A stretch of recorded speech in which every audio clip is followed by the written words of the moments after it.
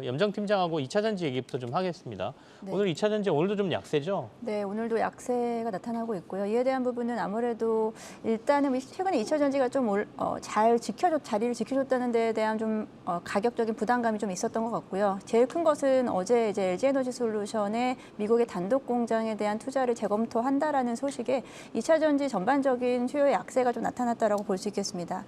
여기에다가 사실 조금 또 계속해서 이제 경기 침체에 대한 부분이 어떤 식으로 지금 시장에 그리고 경기에 실물 경기에 미칠지에 대한 부분인데 또 이런 지금 세계 제조업 재고가 지금 10년 만에 최고치를 이뤘다고 이야기가 나오고 있고요. 여기 사실 완성차 업체인 기업들 같은 경우에도 최근에 이제 재고치가 최대치에 달았다라는 부분이 있습니다.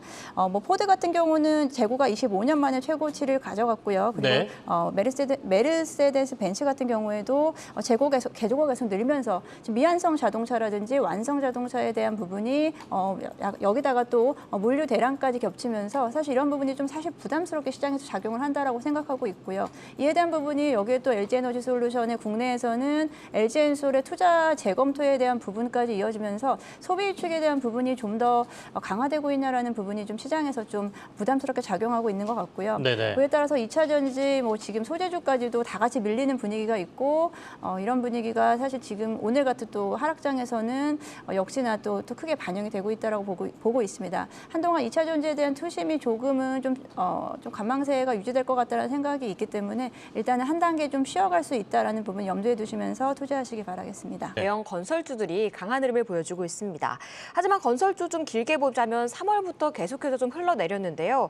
이 도시 정비 사업 수주가 잘 되고 있다는 수식도 있고 우크라이나 재건 관련 모멘텀도 가지고 있는 가운데 최근 좀 강한 반등이 나오고 있는 상황입니다. 이 조정 받을 만큼 받았다고 봐야 하는 건지 건설주 전망은 어떻게 보는 게 좋을까요?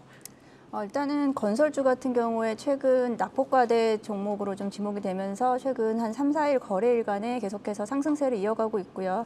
이에 대한 부분은 일단은 과대 낙폭에 대한 부분이 가장 큰 부분이다라고 생각하고 있습니다.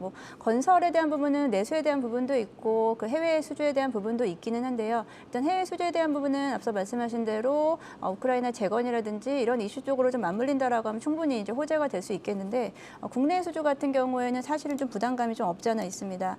최근에 이제 건설 경기에 대한 침체에 대한 부분, 여기에다가 인플레이션에 대한 부담감으로 인해서 건자재라든지 인건비 모두 다 상승한 상태이기 때문에 이런 부분이 만약에 지속된다라고 한다면 지금 대형 건설사들의 수주가 사실 그렇게 달가운 부분은 좀 아니다라고 좀 이야기하고 있고 일부는 이런 수주를 좀 포기할 만큼 지금 이런 비용적인 부분에서 사실 건설사들의 손익이 사실 어떤 부분에서 더 유리할지에 대한 부분이 좀 아쉬운 부분이라고 생각하고 있고요. 지금 이제 건설사 같은 경우는 일단은 단기 낙폭에 대한 반등이라고 좀 해석을 하시면 좋을 것 같다라고 말씀드리겠습니다. 단기 낙폭에 대한 반등이다. 최근에 재건 이슈 나오는 거에 영향은 없나요? 재건 이슈 앞서 말씀드린 대로 네네. 재건 이슈에 대한 부분은 실질적으로 일단 수주에 대한 가능성이 있는 종목들이라든지 일부 종목들이 좀 국한된 부분이다라고 좀 생각하고 있기 때문에 건설업종 전반에 대한 추세의 반등이라고 보기에는 지금 그 부분은 좀 어렵다라고 생각하고 있습니다. 알겠습니다. 환자가 급증하면서 WHO에서 다시 좀 논의해보겠다는 얘기가 나오면서 관련주들을 이끌어 올리고 있는데요. 미코 바이오메드 같은 테마주들도 올라오고 있고 또 코로나 같이 이 질병도 이 진단키트를 통해서 검출해야 하는 게 아닐까 하는 우려가 들면서 진단키트 관련주도 함께 올라오고 있습니다. 이 두 쪽 중에 어느 쪽을 보는 게 더 좋을까요, 염정 팀장님?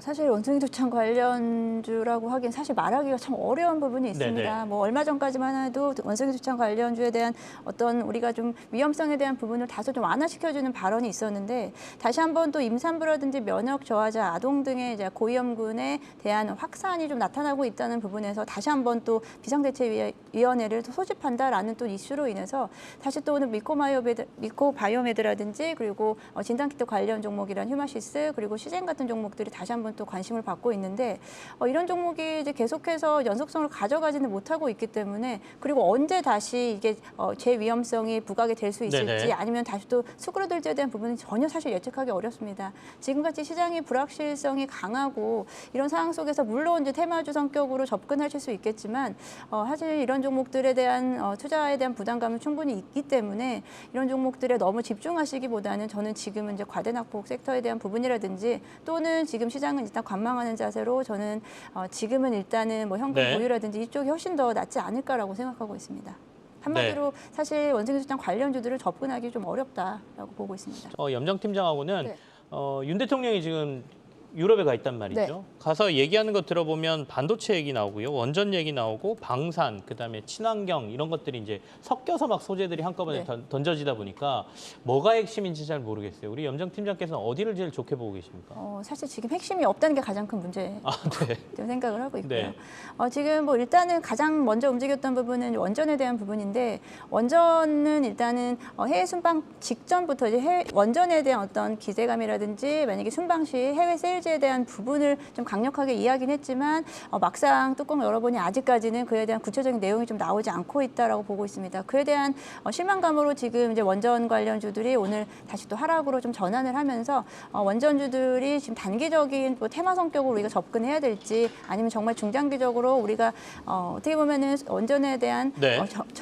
중장기적 기대감이 가능할지에 대한 부분은 아직은 좀 시장에서는 좀 혼란스럽다라고 보고 있고요.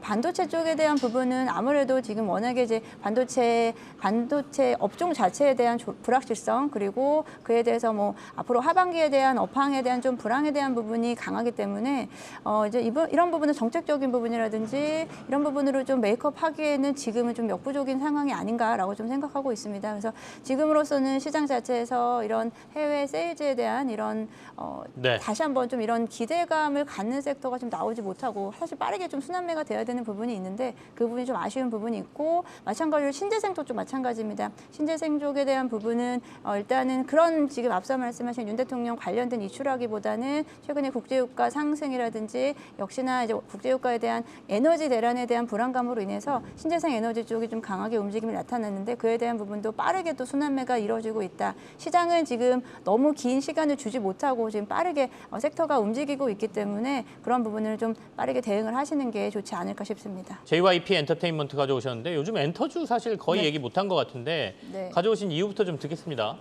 일단은 시장 대비해서도 좀 과도하게 낙폭이 좀 네네. 컸다라고 생각하고 있습니다. 아무래도 이제 이에 대한 부분은 1차적으로는 2분기부터 시작된 이제 성장주에 대한 불안감이라든지 성장주에 대한 어떤 이런 부분으로 인해서 사실 투자 심리가 좀 꺾였다라는 부분도 있고요. 여기에다가 가장 낙폭을 조금 더 더했던 건 아무래도 하이브발 악재성 이슈라고 좀 생각을 하고 있습니다.